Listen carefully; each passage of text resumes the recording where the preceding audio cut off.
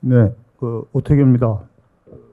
저는 언론 시국회의에서 지금 운영위원, 그다음에 이제 기획위원장이라는 직책을 맡고 있는데요. 저희들이 이와 관련해서 한 두 번의 성명서를 냈죠. 그러니까 한 번은 징벌적 손해배상 도입이 필요하다라는 성명을 냈고, 두 번째는 이 징벌적 손해배상제와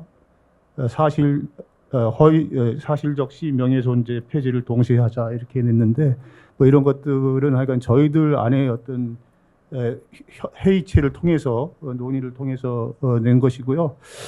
저는 이 부분을 조금 더 우리가 맥락상에서 왜 이런 문제가 나왔는지 맥락적으로 봐야 된다 이렇게 생각이 듭니다. 예를 들어서 2016년, 17년 촛불혁명, 그다음에 2024년, 25년에 빛의 혁명, 이 두 가지에서 시민들이 가장 요구한 게 뭡니까? 검찰개혁, 언론개혁. 이거 빠지지 않았어요. 항상 1번, 2번, 꼭 1번, 2번은 아니더라도 가장 앞줄에 있었단 말이에요.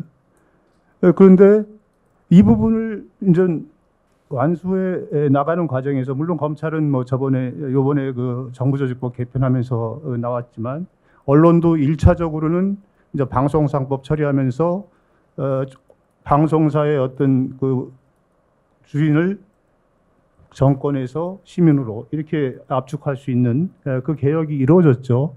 근데 그거는 방송만의 일이고, 방송을 포함한 전반적인 언론사의 어떤 개혁 요구가, 나는 이 언론중재법, 소위 말하는 지금 대통령을 언론중재법은 건드리지 말고 허위 조작 정보 전반에 대해서 좀 문제를 삼는 식으로 정리를 하라는 식으로 말씀을 했지만, 결국은 언론 개혁의 2단계가 이 논의다.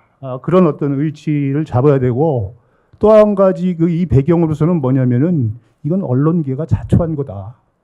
예를 들어서 4년 전에 이런 논의가 있을 때 언론계가 어떻게 했습니까? 자율적 무슨 심의기구, 자율적 무슨 기구를 자율규제기구를 만든다고 그랬는데, 정치권에서 그런 움직임이 사라지자 이쪽도 같이 동시에 사라졌어요. 그러니까 저도 그래요. 저도 이거는 그 법을 막으려고 하는 꼼수였구나. 이게 다 시민들이 그렇게 생각하지 않겠습니까?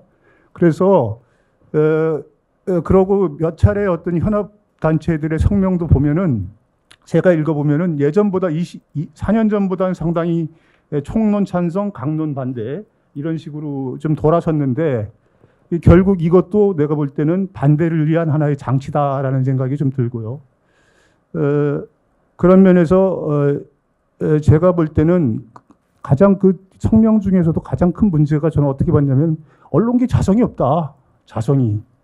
왜 이 사태까지 언론을 이렇게 징벌적 손해배상을 요구할 정도로, 전 시민들이 요구할 정도로 이런 처지가 왔는가에 대한 자성이 있어야지만이 이쪽에서 얘기하는 것들이 진정성을 갖고 있다고 생각하거든요.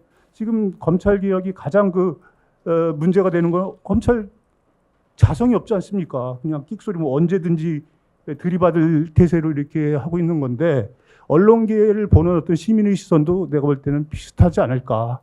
최근에 제가 여론조사가 어떻게 나왔나 한번 찾아봤더니 4년 전처럼 이렇게 여론조사가 많이 되지는 않았더라고요. 그러니까 최근에 나온 게 이제 8월 달 정도에 여론조사 꽃에서 한번 이 징벌적 손배제에 찬반을 물었는데, 뭐 하여간 직접 전화조사에는 80%가 넘고, 그 다음에 이제 ARS는 한 70대 후반대 지지인 것 같아요.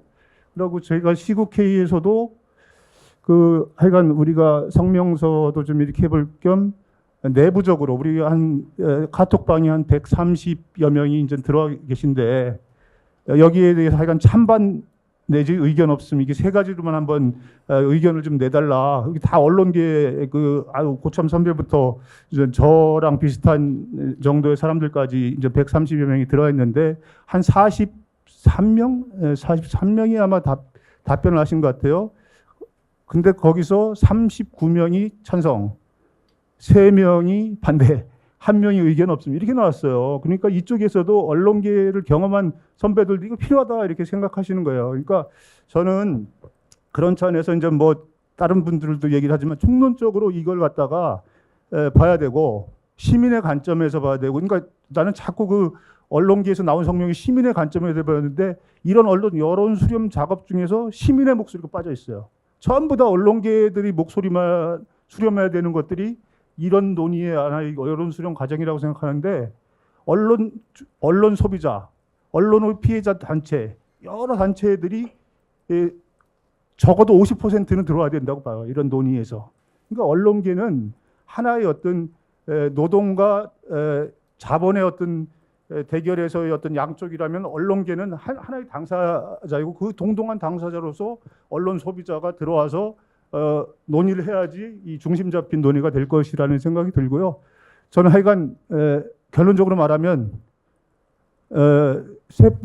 셋불도 단김에 빼야 된다. 이거 오래 가면 안 된다. 적어도 내년 이게 정기국회 지나가면 또 내년에 6월달에 지방선거 있어요. 이 와중에 들어가면 이것도 없던 일로 되거든요.